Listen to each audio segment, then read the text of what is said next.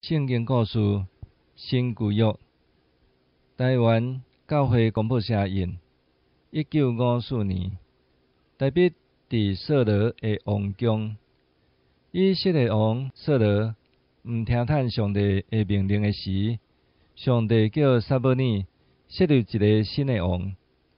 这个新王就是大卫。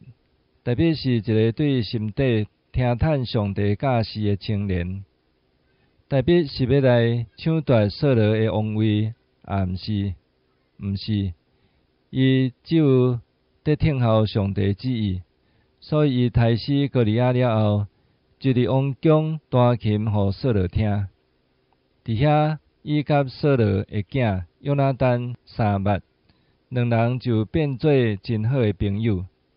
因为大卫的行达真细正，上帝真欢喜，人民也真听伊。扫罗看到安尼，非常怨妒。伊也听到真侪妇人人学了大卫安尼讲：扫罗杀死千千，大卫杀死万万。所以伊一发哪受气，伊几若摆想要害死大卫，总是拢无成功。因为上帝甲大卫相隔伫地，大卫伫即款真危险的时，约拿单犹原对伊真诚实，也几若摆徛伫伊的老爸的面前，替大卫求情。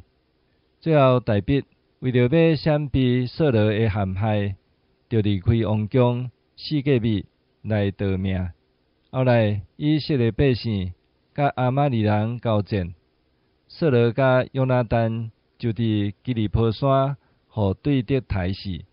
大卫听到这个消息，非常伤心，就做诗讲：扫罗甲约拿单活的时，通疼，通欢喜的。